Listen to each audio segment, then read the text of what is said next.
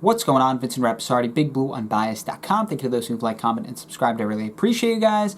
I have a PayPal and Venmo link in the description below for those who want to support the channel. I got a camera about a month ago, new camera, new webcam, new NFL Game Pass subscription. So for those who want to support the channel, would really appreciate it, even if it's just like $1. If you can't, I understand that as well. Thank you for watching and subscribing. So in this video, I want to talk about recent comments Tiki Barber made about Saquon Barkley, saying that maybe he's not an every down back. So let's get into that. Here is the video of Tiki Barber explaining himself. I will say that Saquon Barkley, he might not be an every down back. He cannot pass protect. Whoa. And it is starting to become glaring. It's probably the only issue he had to deal with coming into the NFL, because he wasn't asked to do it at Penn State. And now you see him diving on the ground, not sticking his head in people's chest. It's going to be a liability because people see it now. It's on tape and it's going to come out. But on the other side, Big Ben, I was surprised. It's a big statement, by the way. That's a big statement. Not really. The guy was drafted top 5. Yeah, but if you've watched him for the last couple of years, he doesn't want to block. Okay, so let's break down these comments made by Tiki Barber. First of all, if Saquon Barkley played well in week 1, let's say 120 yards and 2 touchdowns, nobody would be bringing this up. Nobody would be asking themselves, "Ooh, I don't know, is Saquon Barkley an every down back? He might not be." Nobody would be bringing this up. So this is one of those Monday morning quarterback kind of situations where, because he struggled in week 1, all of a sudden those pass protection issues are being talked about to the point where he might not be an every down back anymore. Well, I would relax on that. First of all, I've talked about this many times. In my videos, podcast, live stream, the Giants had an incredibly tough week 1 matchup against arguably the league's best defense, second against the run in run defense EPA last year, first in pressure percentage. I mean, their front seven, Pittsburgh's front seven, is off the charts good. Rookie left tackle. You had a backup starting at right tackle and a guy in Nick Gates who had never started a game at center. The offensive line was bad, and it was expected, right? I mean, I talked about that many times. It was expected that the offensive line was going to struggle against a good opponent and many moving pieces. Week 1, no preseason games.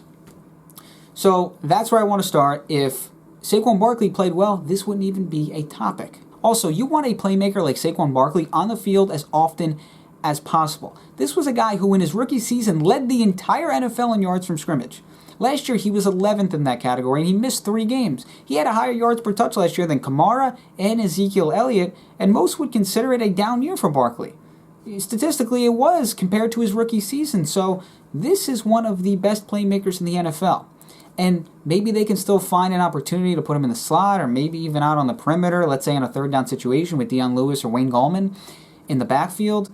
But to completely take him off the field, I would rather take the chance, if I were the Giants, okay, I would rather take the chance that Saquon Barkley messes up a block or 2 over the course of a game than, let's say, completely take him off the field on third down situations. Okay, I would rather just take the chance of, okay, he might mess up a block or 2, but he also might catch a couple passes on third down and make a big play. I'd rather take that chance than saying, you know what, sit him on third down situations, he's on the bench, on the sideline, don't play him. And the final point I want to make regarding Tiki's comments, I know some people were like, well, it's because Tiki made those comments, that's why people are going crazy, and anyone affiliated with the Giants just can't stand Tiki. It has nothing to do with who made the comments. Saquon needs to be a better pass blocker. He needs to be. There's no doubt about that. But at the same time, right, there's a difference between saying Saquon needs to improve in pass protection, which he does, and saying, well, maybe he's not an every down back. 2 completely different arguments there. I mean, if I said Daniel Jones needs to improve on his fumbling issue, and I said, well, Daniel Jones, maybe he's just not a starting quarterback because of his fumbling issue.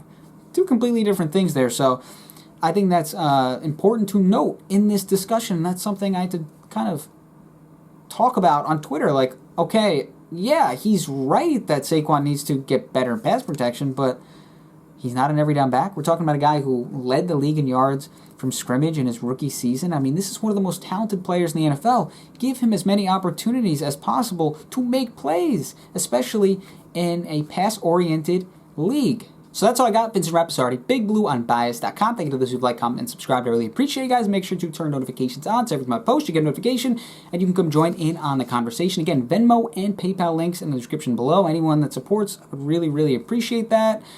But if you watch and subscribe, I still appreciate you guys.